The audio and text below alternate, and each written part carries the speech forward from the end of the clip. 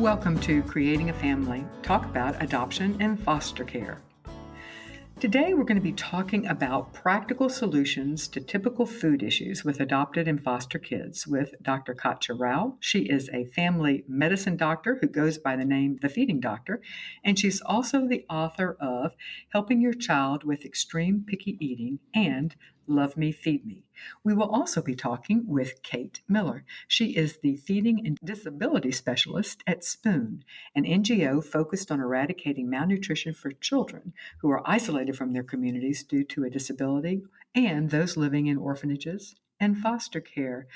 Welcome, Dr. Rowell and Ms. Miller, to Creating a Family. We are so glad to have you talking with us today about this really, it's almost, especially with children adopted past infancy, food issues come up all the time. So I'm so glad to have you, the expertise of both of you to help us understand more. Let's start by, Dr. Rowell, can you tell us what you mean by food issues, just kind of generally, so we get everybody grounded in what the breadth of is what we're going to be talking about today. Sure. Well, thanks for having me today. Absolutely. When I talk to social workers and families adopting or in the foster care, they say that after sleep, feeding and food issues are the number two problem. And there seems to be such a lack of training, especially before children are with families. And that's really frustrating. But food issues, generally, kids who have come from a hard place have difficulty with self-regulation because they've had maybe not the most ideal feeding situations where they weren't fed enough food or a variety or at regular intervals where they could count on being fed. So there's a whole lot of food insecurity, in the history and different challenges that come up that families may not be really prepared to deal with. And so this manifests itself in things like sneaking and stealing food, seeming to not be able to stop eating.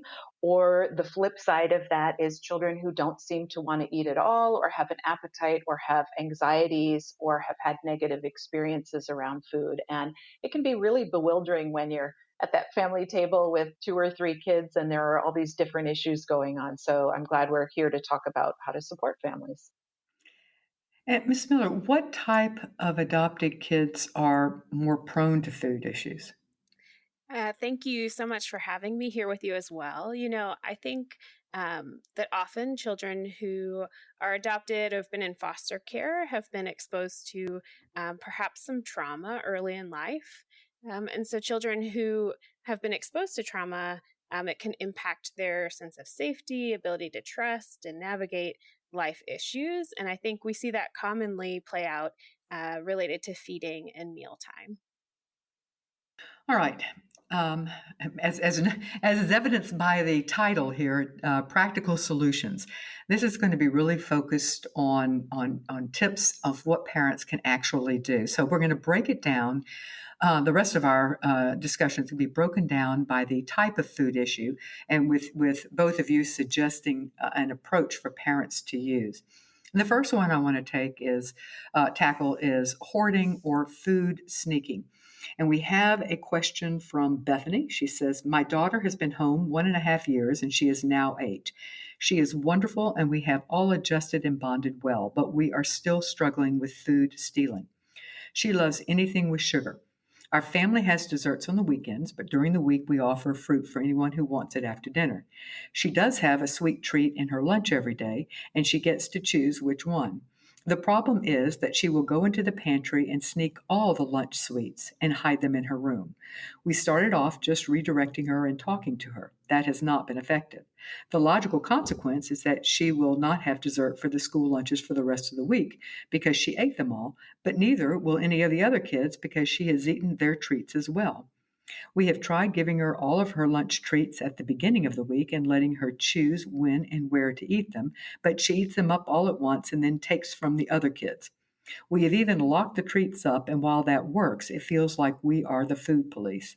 Help! So let's start, Dr. Rowell, with you. So this is Bethany. Her daughter is is sneaking, and she had said in a separate email that I cut out that her daughter had not experienced, as far as she knows, a great deal of trauma or food insecurity, for what that's worth. All right, so Dr. Rowell, if you can start, and then Ms. Miller will turn to you second. Yeah, so these are so complicated. And so, one thing I want to say is that there's a limit to, we have to give general information, but we also have to sort of have a caveat that you should certainly always be working with your child's healthcare team and any therapist you're working with, because we just don't know the whole picture. But with that said, I definitely want to give some tips to get folks started. Um, so, there's just so much going on here. One thing I wanted to mention, though, is that I hear about this problem all the time in children who are not adopted or in foster care. And so that's kind Hmm. of reassuring sometimes, is to go, okay, this is a problem that, kids born into their families deal with also, is this preoccupation with sweets and treats. I'm not going to plug my book the whole time, but I did want to just mention that I have lots of information in the Love Me, Feed Me for adoptive and foster families on how to deal with sweets and treats. But a couple things that stood out is one thing, I think it's okay to lock away the treats for the other kids while you're working on this. So we want to make sure that while this is being addressed, that the other kids certainly still get their lunch treats. Right now, parents are so worried about sugar and sweets. And, certainly there are children who eat lots or people who don't have that balance. But with sweets and treats, often what I find is, number one, is the language that we use around foods is really important. So we don't want to create shame or making the kids feel bad for liking these foods. And so we don't want to call them things like junk, or, sugar is addictive. Sugar is, poison. So we want to, first of all, neutralize any shame or bad feelings around the sweets. Um, and ironically, sometimes when kids are fixated on sweets and treats, we have to allow more access to them to kind of get rid of the allure of it. So, one of the things I would say is, when you're serving the sweets and treats on weekends at home, serve them with the meal. So I'm curious if in this family they have the setup where the children have to eat all of their food before they get the dessert. So one of the things in the feeding model we work and the division of responsibility is, sweets are served with the meal. And then it gets rid of the pedestal of, I have to slog through my chicken to get to my dessert. So serving the sweets with the meal, and they get one portion of it, and they can eat it during the mealtime whenever they want. And one thing I want to say too is, anything that I talk about can be used for all the children in the family, because the division of responsibility or responsive feeding works for all children, because it is helping them to eat based on the cues and signals coming from inside their body. So you can do this with a child who's bigger or smaller or selective or eats everything. For everything, I think Kate and I say. And if not, we'll try to point that out. But so one thing I might consider doing is actually having a dessert every night, and offering something every night, so there isn't the anxiety around it. So she knows that she can have it. Another thing that works for a lot of families is having once or twice a week where they can have as much sweets as they want, so that there isn't always this feeling of scarcity, like I'm not going to get enough, so I have to eat as much of it or sneak it when I can. So that might be, if it's a church going family, it might be that at the cookie buffet after services, they can have as much as they want. Or maybe after school, it's the day that you're all going to make Rice Krispie treats together, and you serve it with their favorite fruit, bananas and some milk, and they make them and they get to eat them until they're full. So those are a couple things in terms of trying to dethrone the sugar. It sounds counterintuitive, but actually allowing more of it. Because so often families are told, just don't keep it in the house and get rid of it. But then it's exactly what's happening, is they're off to the neighbor and they're binging or they're eating out of control. So those are just a couple of tips, but certainly dealing with sweets and treats is kind of black belt level stuff. So getting as much information as you can before diving in with some of these changes is also important. Okay. Ms. Miller, do you have any thoughts on uh, specifically either sweets, or let's also expand it into hoarding, because sometimes children are hoarding, are sneaking food into their rooms or out of the pantry or whatever, that are not sweet oriented. In this, in Bethany's example, it was. But what about children who are hoarding food because that is not necessarily sweet oriented? Yeah, I think Katja is very right that part of it is ensuring access to the food. That when there is fear of lack of access, that perpetuates that desire to hold on to it, to hoard it, and get enough of it, or what feels like enough of it for the child. And I think it's really important to work with parents to help them neutralize their response to the food. That we have this tendency to deem food as good or bad or positive or negative, and that in doing that, we might kind of increase the desire for it, or the desire to kind of hold on to it. So that those are definitely two of the most important approaches to kind of shift that imbalance of hoarding the food, or those sweets and treats that feel like they're unattainable, or they're only attainable in very limited quantities. Okay, and for children who this is a not it's not uncommon for us to hear of children who keep a stash of food under their bed. Parents are, again, this is not necessarily sweets. Parents are concerned because of vermin, bugs and other things, or the food spoiling, because children might have cheese up there, or might have bread or something that would be that possibly spoiling. So, thoughts on how to handle when your child is creating a stash of food in their room. Let's see. Let's go to you, Miss Miller. I would suggest that working with the child to create a space where they could have a stash, maybe in the kitchen or in the cabinet, where they always have access to the food, but where parents feel like it's not going to be susceptible to um, causing a mess or pests, so that the children still feel like their access is unlimited to that food, but that parents can feel like they're not digging food out from under the bed, or leading to kind of a lot more cleanup later. Okay, so moving their stash to a place where it's less susceptible to bugs, and also that parents can make sure that the Ziplocs are zipped, or whatever, so that it's not an attraction. Dr. Rowell, anything that you would add for children who are creating a stash of food or hoarding food in other ways? Absolutely. So, I agree with everything Kate said. And I would also add that sometimes kids hoard food if they don't feel like they're getting enough. And this can be really tricky if you have, a foster child who comes to you and they're in a larger body and there's a lot of pressure to kind of try to get them to eat less or to lose weight.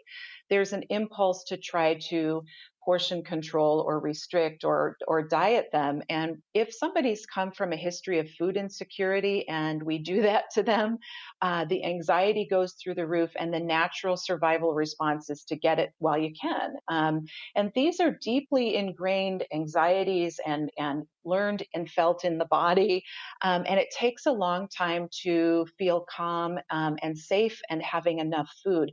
So the first thing, if a child is hoarding or stealing food, I want to know that they're getting enough, that they feel like they're getting enough. And this is really tricky, especially when kids are in bigger bodies. But children need to be fed every 2 to 3 hours, whether they're big or small.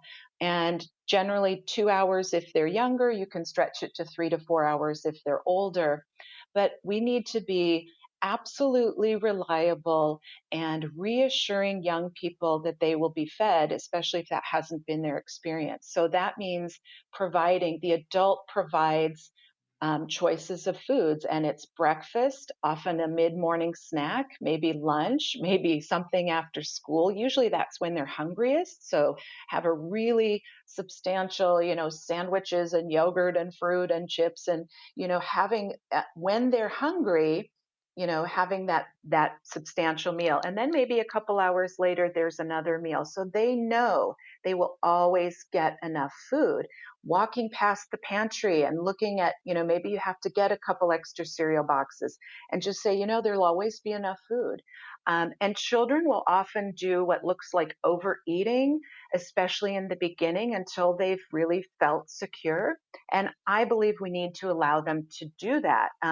And so we're feeding them. We're not saying, ooh, he could lose some weight. So we're going to skip snack while he's at the park. And then suddenly he's starving and he's anxious because nobody has provided the food.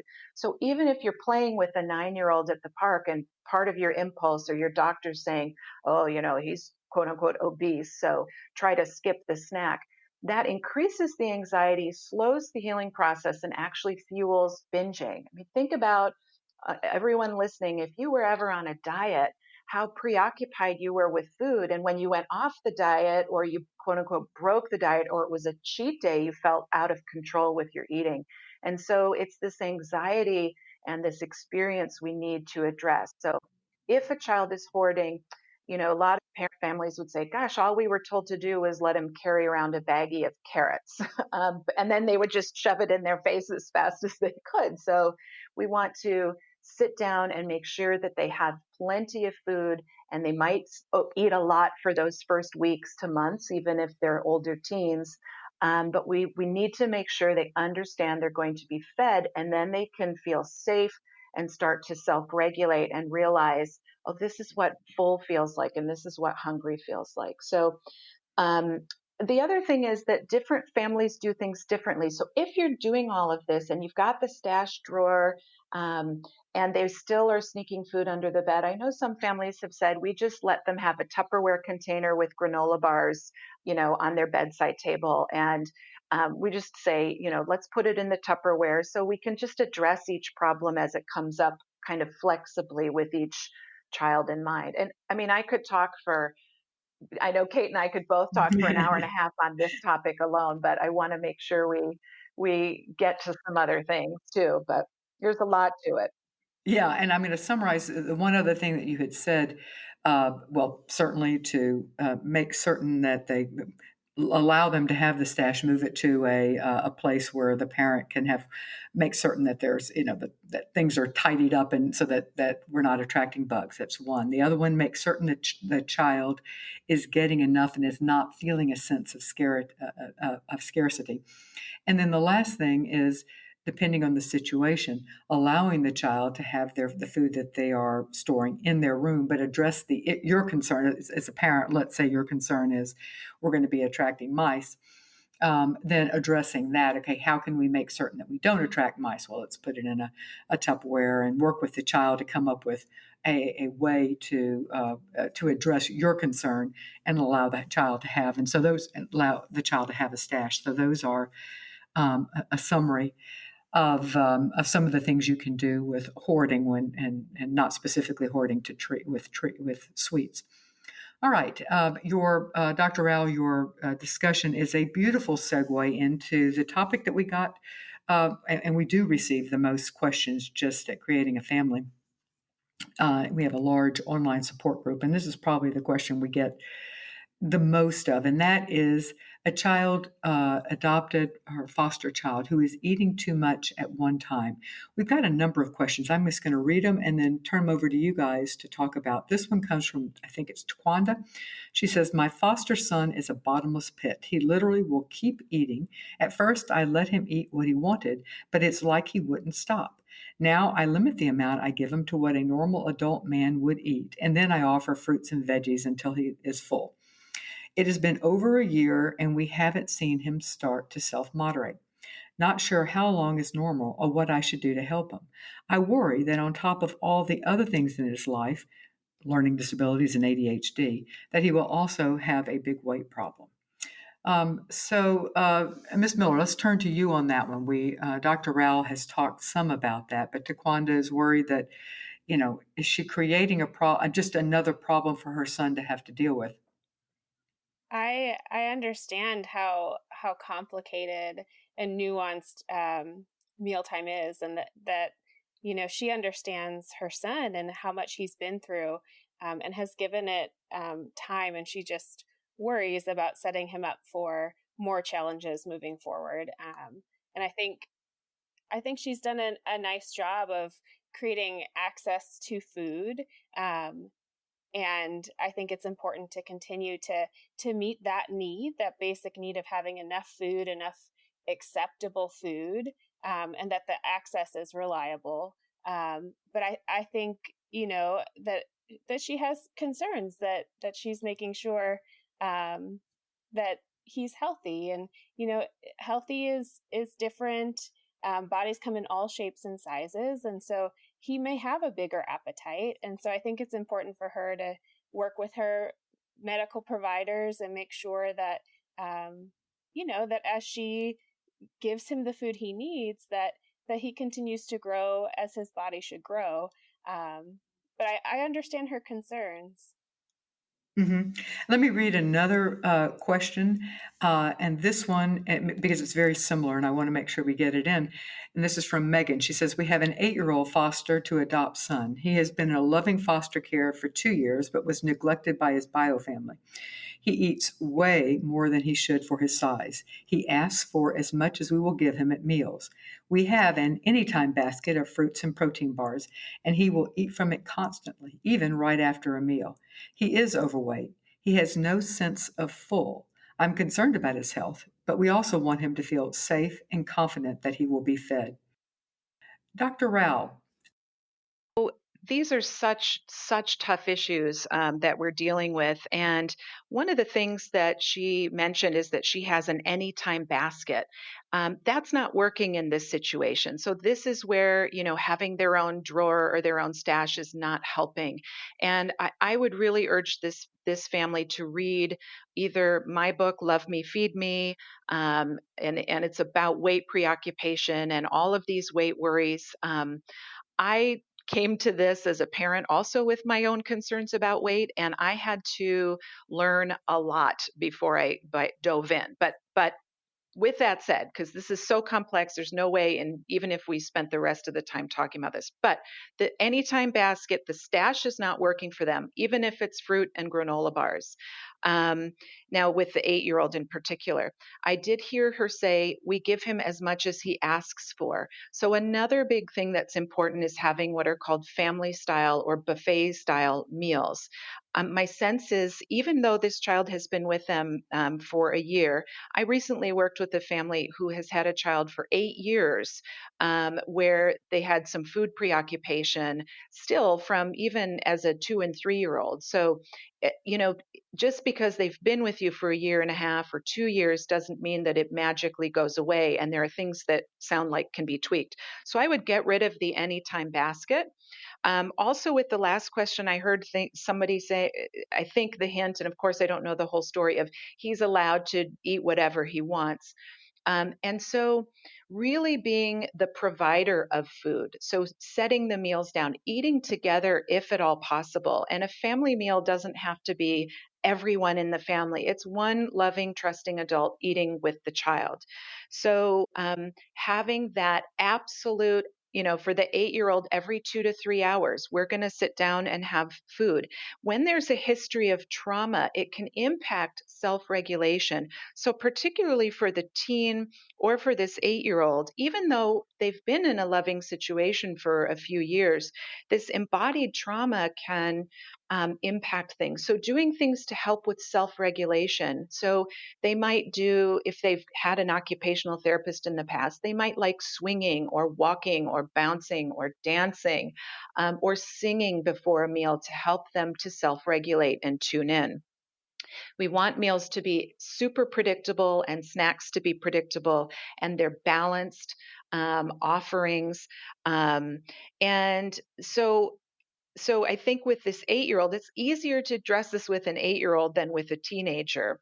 But making sure again that there's enough food and that they don't have to ask for it, because then the adult is in the middle of it. So the food's on the table, and if they want 2 rolls, they can have 2 rolls. If they want to eat, more grapes or more chicken, then they can serve themselves. And it's the adults then not making comments, like not saying, "Gosh, I think you've had enough," or "That should be enough," or "You're eating too much." So this is the really hard part. And I talk about white knuckling it in the book sometimes as we watch kids eat more and more. And I have worked with kids where parents have said, "He has no stopping point. He will eat till he vomits if we don't stop him," and absolutely be able to turn this around. And so I would really caution, and we'll talk about this later, I'm sure, also with kids who don't seem to have an appetite. I would be really careful to say things like, "Well, he has no stopping place."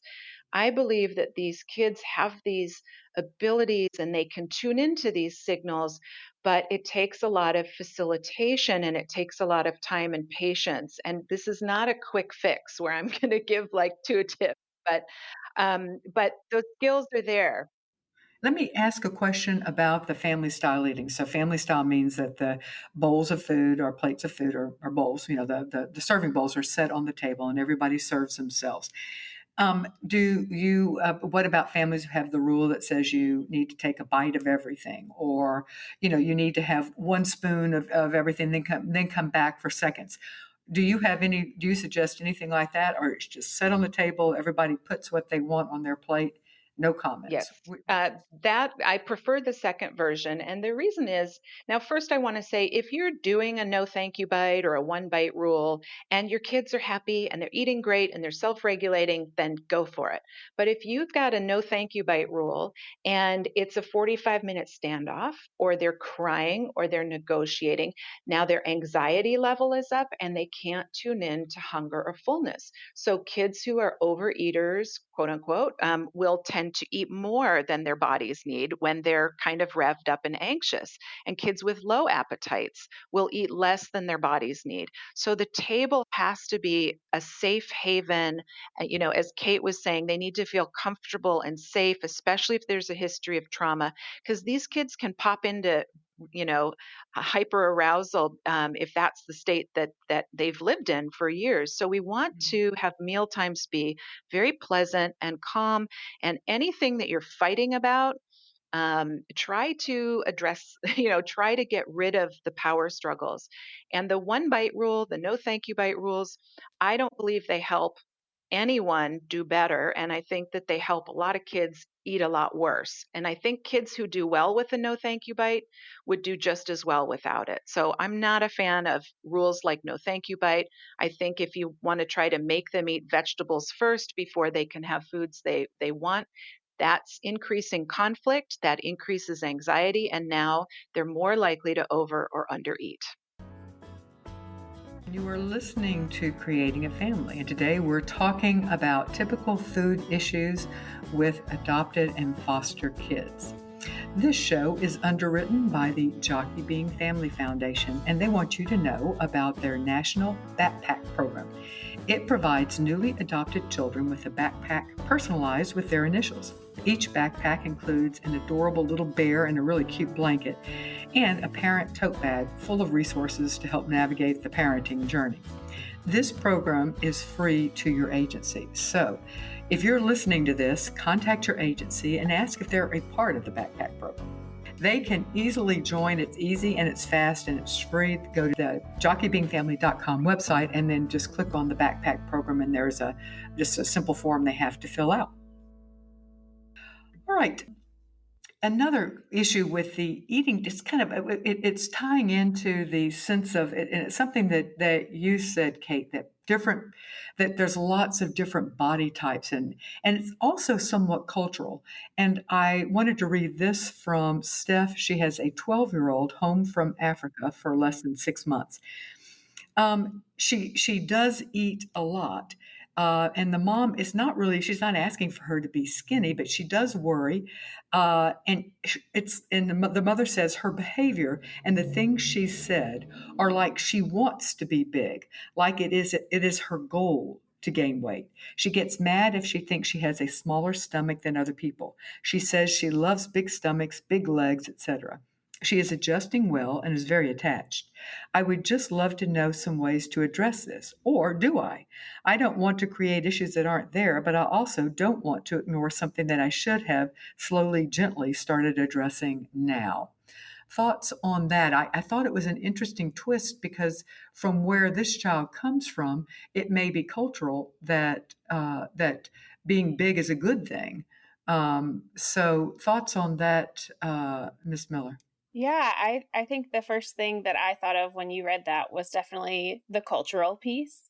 I think that that where she comes from, it's very possible that a bigger body is a sign of health and well being, and so it's possible she carries that with her. When I think of culture for kids who are in foster care who've been adopted, um, they certainly come from their own culture, especially around mealtime, and they're entering a new culture. And so I think we have to be mindful of how we respect their culture, but also invite them into the culture of the family that they have joined. And I think that's important to keep in mind in having those conversations with children and respecting what they bring to the table, but also the table that they're coming to.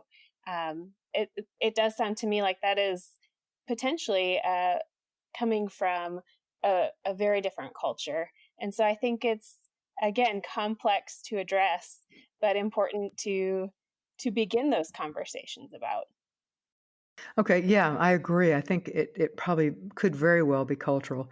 I guess I would also want to know if she's just large but not obese, then there may not be health consequences, and she may feel that she is beautiful.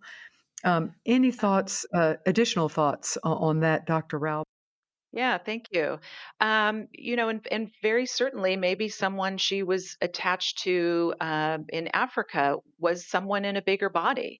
And, this is also true of foster families. They're the people they loved and have their relationships with also come in all kinds of shapes of bodies and sizes. And so I think it's really important to make sure we're not shaming or speaking ill of any body type. And if she's only been home for 6 months, I remember Dr. Gosh, I'm blanking on his name. This is terrible, Kate. Doctor from Johnson, Minnesota. Dr. Johnson. Yeah. Thank you. Dr. Dr. Johnson Dr. says Dana Johnson, yes. terrible. No, I mean, I think I was in a podcast with him here, but you he's the probably were. premier, and he says don't worry about overeating in the first year. But I would say, if she says I want a bigger body or bigger thighs, to reinforce the wisdom in her own body, to say, well, your body has its own ideas, and you listen to your body, and then it will grow the way it grows, and you might have a bigger tummy, you might have a smaller tummy, so that we're not shaming around the body shape. Um, and one other thing I wanted to mention in this case, and especially with the foster teen who also had ADHD and learning disabilities, we focus so much on vegetables as like the holy grail or weight. But I'm much more worried. Trauma and childhood, bad things in childhood, I feel are much more correlated with poor health outcomes than, eating vegetables are. And so we know that the higher the ACEs, the trauma score, that has impacts in terms of inflammation and heart disease later on. And so to me, as one mom said, I address the heart needs first. So addressing trauma, finding a therapist who does embodied or somatic work so that we can help with self-regulation, but also not ignoring the other determinants of health and feeling a little bit reassured that the best thing for their health is to love them exactly as they are, whatever body they come in. The American Academy of Pediatrics in 2016 really came out strongly saying young children or teens should not diet. There should be no diet and weight talk. So, not saying, well, if you'd be healthier if you lost some weight. And we all know that the word healthy now means thin. So we want to be really careful. If we say, don't eat so much, we want you to be healthy, they know it's about fatness.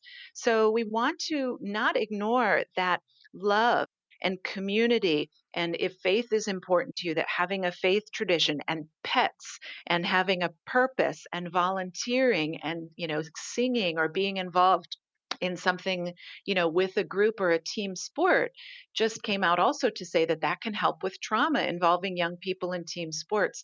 So I think that so much I see parents hand wringing and fixated on vegetables, not realizing that they're making a huge impact on the child's health and health outcomes by loving them, by ensuring they get enough sleep, by finding activities that they can do together, maybe go geocaching or walk around your neighborhood and do, a scavenger hunt. So I know that this episode is about food, but I think there's so much anxiety around food and nutrition and vegetables that we can almost sabotage and make things worse. And if we put some of that focus into other things that we have more control over, we could also feel good that, gosh, we're really supporting our child's health and the battle over the vegetables isn't working. So while we figure that out, we're going to do all these other things.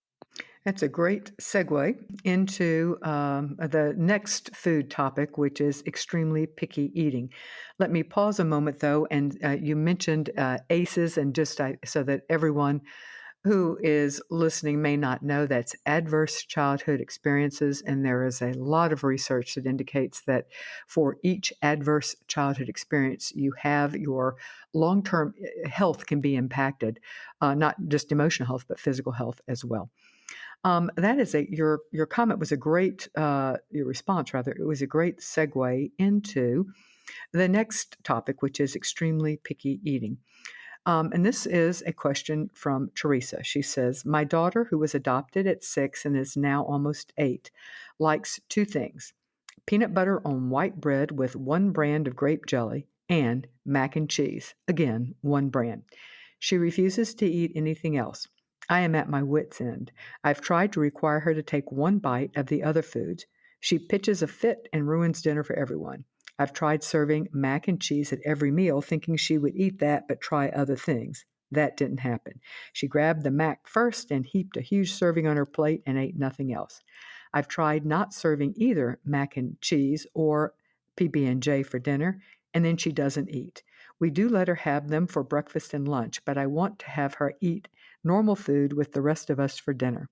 I also worry that she is getting zero vegetables or fruit. I'm not kidding when I say that all she will eat is those two foods. We'll start with you, Dr. Rowell. This is right up your alley, and right up the alley of your book. And you also addressed some of it. All right, we've got a kid who it sounds like for breakfast, lunch, and dinner eats two things. So thoughts to help Teresa? Can I actually send this over to Kate first with Sure. maybe some sensory and oral motor stuff?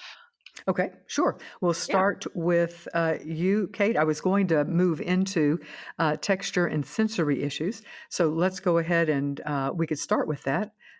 Texture and sensory issues, then we will come back to Dr. Rao. Yeah, absolutely. I think, like Dr. Rowell said earlier, it's hard to give very specific advice with just a question, but let me try a few ideas. First, I think it would be important for this family to seek the help of a feeding specialist who could help them work towards it kind of a greater repertoire of food to meet those nutritional needs, because we know that children need a variety of food to meet all of their nutritional needs. And so I think it would be advisable for them to work with a medical team or a therapist, an occupational therapist or speech language pathologist who could um, help the child work through any sensory related or oral motor related issues that contribute to such a limited diet.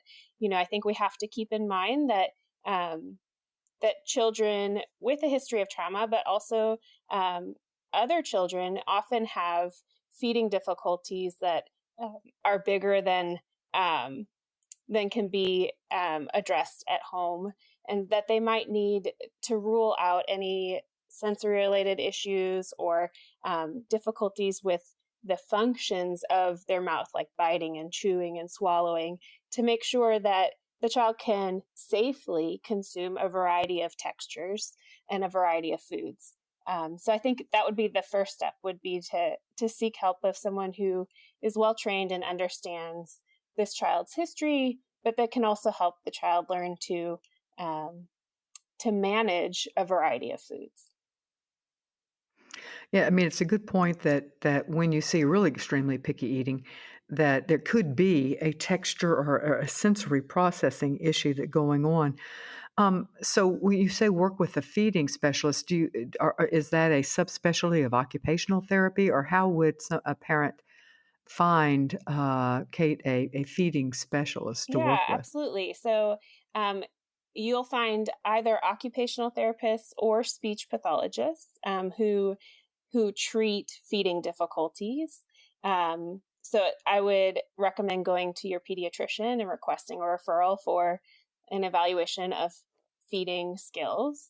And they would refer you either to, depending on who does that in your community, an occupational therapist or a speech pathologist. I think there are some other um, specialties that may have some experience in that, but I think you'd want to make sure that you seek a professional who um, makes attempts and approaches that are responsive, that that are in line with the way that you see mealtime, and making sure that um, that that they understand your child's specific needs. Okay, excellent. Dr. Rowell, would this be if using your family, serve things as a family and let everybody take what they want?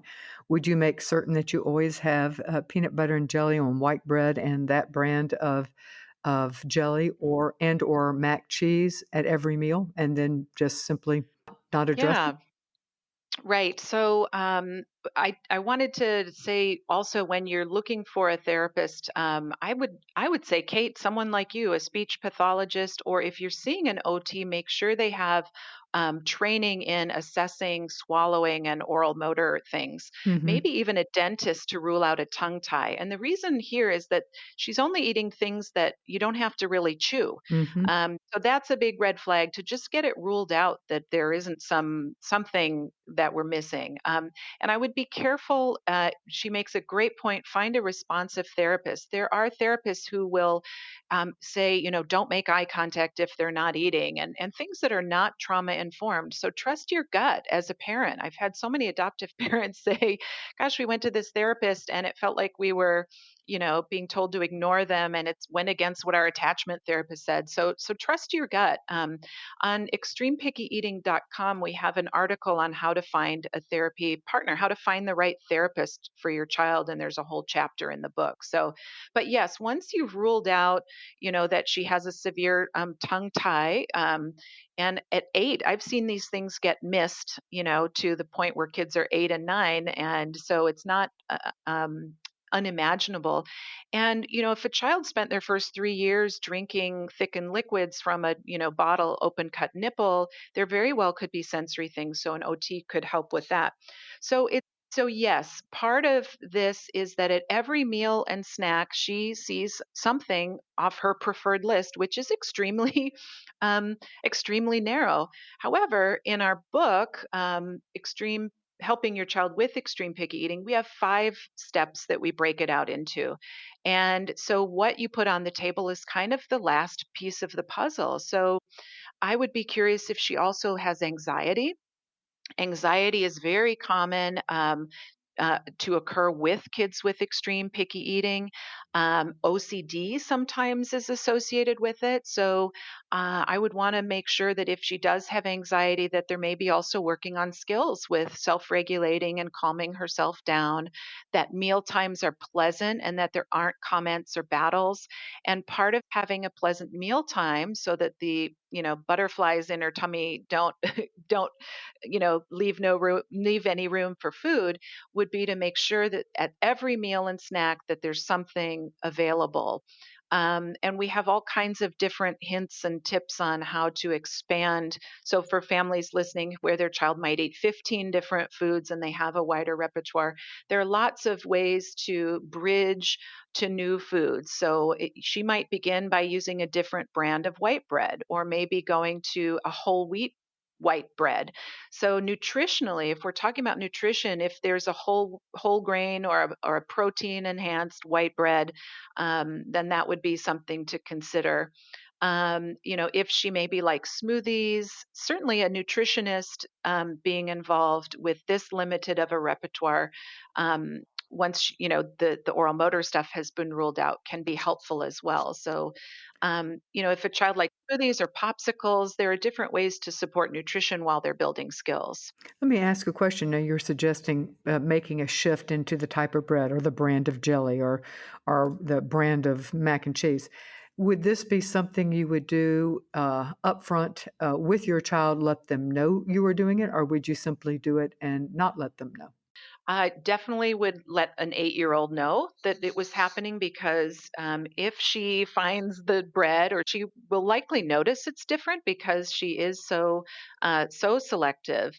If you try to trick them or sneak food, you risk kind of blowing trust out of the water. And I've had this happen with families where they've tried to put, spinach in brownies, and then they find it, and then they will never eat anything again, or they follow you around like watching everything you do, or they only will eat packaged food. So that trust is important, and with old enough children, definitely talking about it.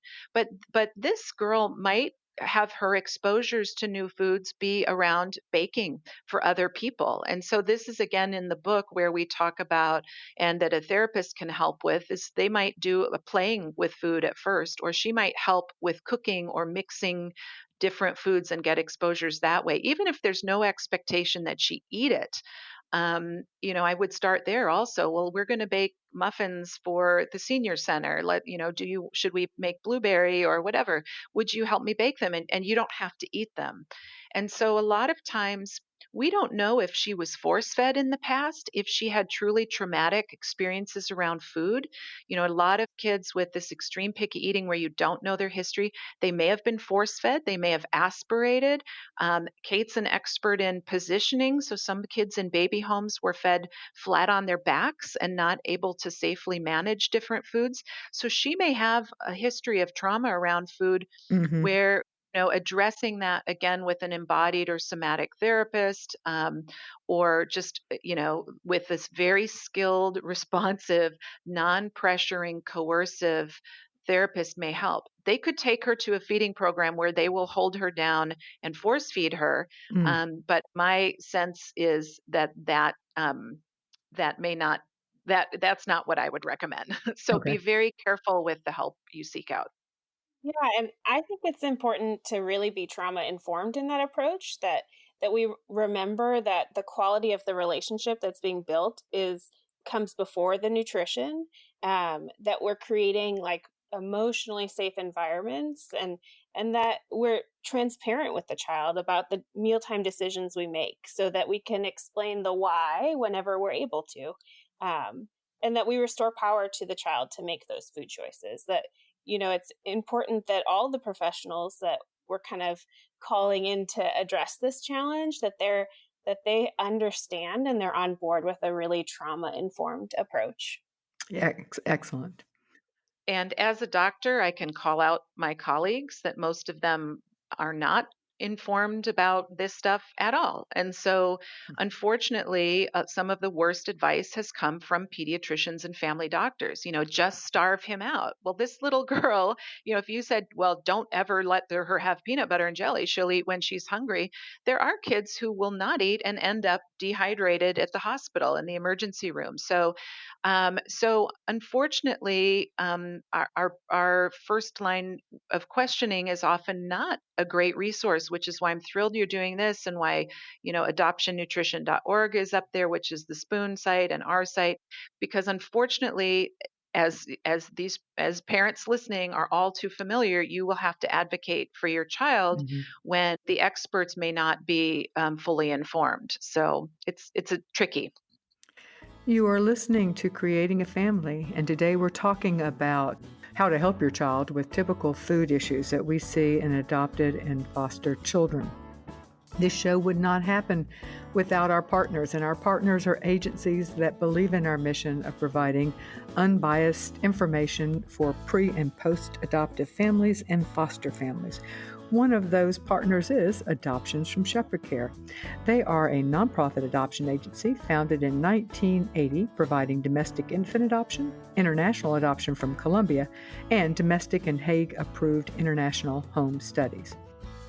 Another partner is Spence Chapin. They are an adoption agency in New York City, and they are currently in need of they're recruiting adopted adults age 21 and older to serve as volunteer mentors for their adoption mentorship program. The mentors serve as role models to encourage mentees to ask questions, feel comfortable with their identities, and of course, develop healthy self-esteem. Not only do mentors find it rewarding to engage with adopted youth, they can also grow in their own adoption journey. The program only meets once a month during the school year, so an adoptee who lives in New York, New Jersey, or Connecticut would be ideal. You can get more information about this mentor program, and it really is a great program. You get more information about it at the Spence-Chapin, CHAPIN.org website. Look for mentorship. All right, so we've touched on this, but with the extreme picky eating, but I wanted to bring it up because it's a question we get a lot, and that is, and we particularly see it with children coming from foster care, although it's certainly not exclusive there, and that is children only wanting processed food or what many parents call junk food. And I think that Miss Miller, you addressed that somewhat when you talked about how the culture of where our children are coming from. I mean, we think of culture and we think, of course, of international adoption in this context, and that certainly is a different culture.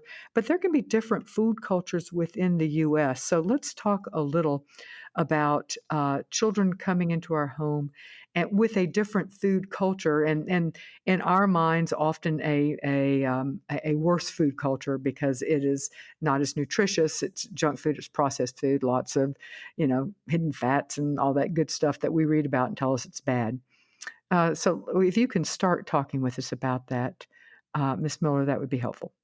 Yeah, we recently met with the foster youth here in Portland, Oregon, and we asked them um, what their like biggest challenges with mealtime and entering mealtimes in new homes was. And the number one thing they talked about was food culture and how they brought their own food culture with them into a new home and had to learn a food culture. And, I think it's very easy for us to label food that is outside of our culture that we have deemed as junk or bad without acknowledging that perhaps that was the food that was most loved or prized in another person's culture. And so I think it's really important for us to be sensitive to that when we are talking about food and learning about somebody else's food culture.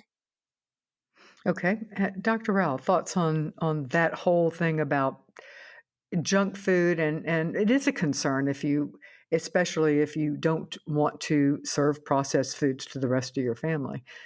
So how to handle that? Yeah.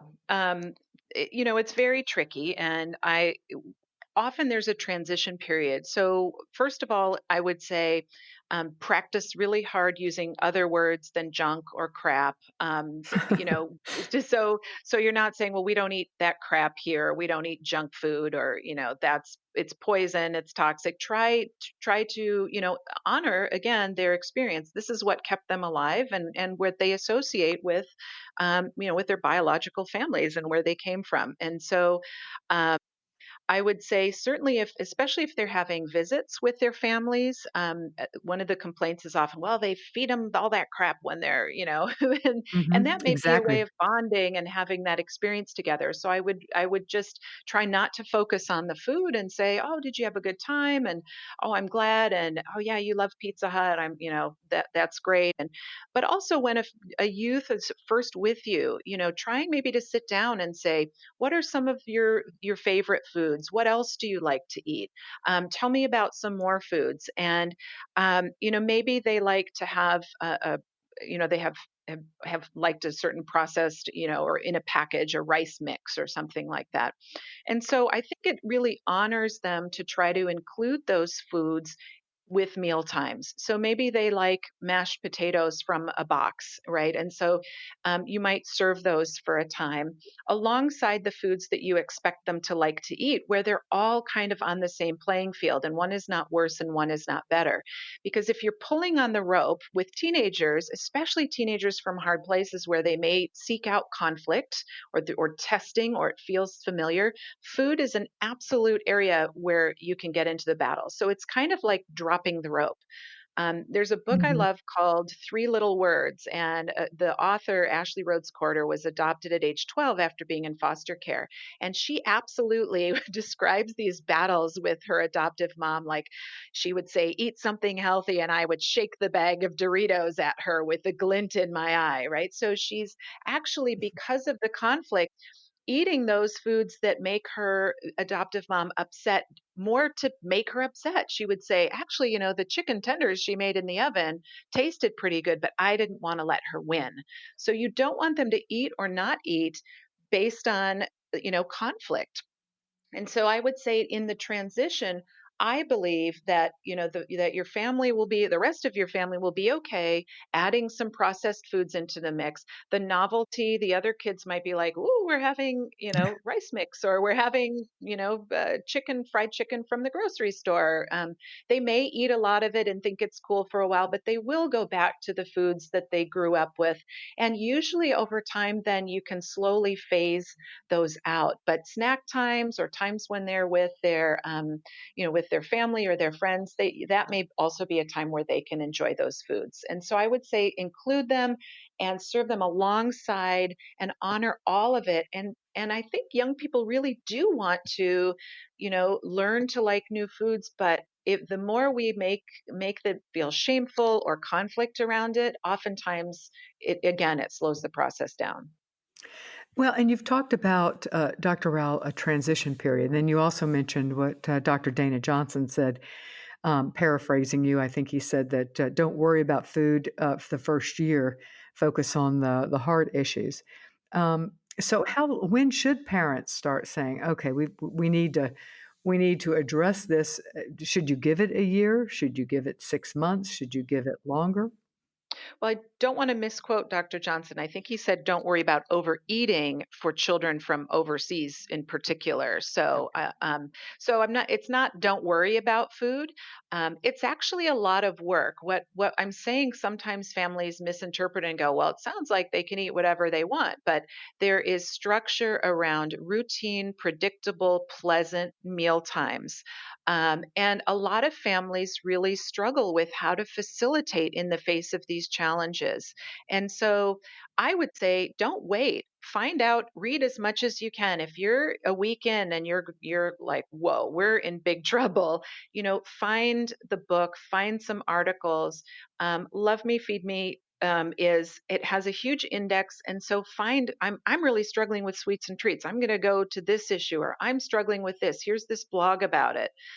So get information and get support right from the start. And that's what I love about Kate and in Spoon in Oregon. I'll let her talk about it, but I know they're doing trainings for foster parents on how to address this. So even before a child is with you, if you can read and learn about it. So if you're struggling, don't just wait and muddle through for a year and say, well, oh, in a year it'll get better. Get help. If you're spending significant anxiety and worry around weight, learn about it. Learn what you can make better and how to facilitate things. But, certainly a teenager who is losing weight, binge eating or vomiting or purging, we want to make sure that if there's an eating disorder, if they're very thin and they're trying not to eat and they seem to have body image issues, definitely get help for that right away. So I wanted Mhm. just to throw that out, that there is, actual eating disorders. So getting support right away, don't just wait a year. But Mhm. again, finding the right support, and trauma informed and learning as much as you can is really important. And for our last question, I want to turn to you at Spoon, Ms. Miller, and that is, are there nutritional issues that parents should tune into that perhaps supplements? This can go along with extreme picky eating, but it could be in general. that children who have come from abuse and trauma, that we may need to be focusing on, or kids who have been adopted internationally, which of course also can bring its own trauma. Thoughts on that? Absolutely. Spoon has found that especially um, kids adopted from overseas, that there are high rates of malnutrition.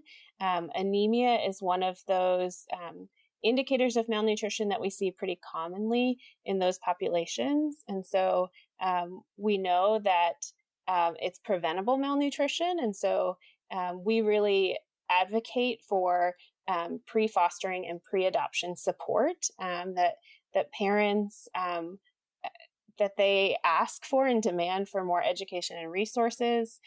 Like Katja said, to start early and start now, educating yourself and connecting with people who can help you identify those early signs of malnutrition, and where to start getting help, because nutrition in the first 5 years of life is so important for not only body growth, but for brain growth and development. And so we know that identifying it early can make a lifelong impact for kids.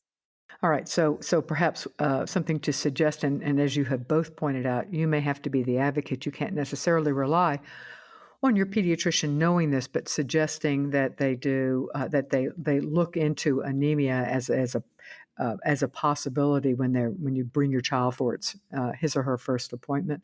Would that be where you would recommend, or would you automatically? Yeah, I would assume you would recommend at that point that we have it analyzed to see if the child is anemic. Yeah, and I would look into, we train on growth monitoring. And we look at anemia as one of those indicators of malnutrition, because we want to make sure that kids can thrive. And so they need adequate nutrition to grow and to help their brains grow and develop. And so making sure that your pediatrician or your physician looks at those indicators and tracks that over time to make sure that kids are thriving and reaching their full potential. Well, thank you so much, Kate Miller, who is the Feeding and Disability Specialist at Spoon, and Dr. Katja Rowell, who is the feeding doctor and author of Helping Your Child with Extreme Picky Eating and the book Love Me, Feed Me. The views expressed in this show are those of the guest and do not necessarily reflect the position of creating a family, our partners, or our underwriters. And keep in mind that the information given in this interview is general. To understand how it applies to your specific situation, you need to work with your adoption professional and your medical and mental health professional. To get more information about either of the organizations that have been mentioned here, you can go to Spoon's website, which is spoonfoundation.org. You can also go find more information and blogging by Dr. Rowell at extremepickyeating.com. And thank you for being with us today, and I will see you next week.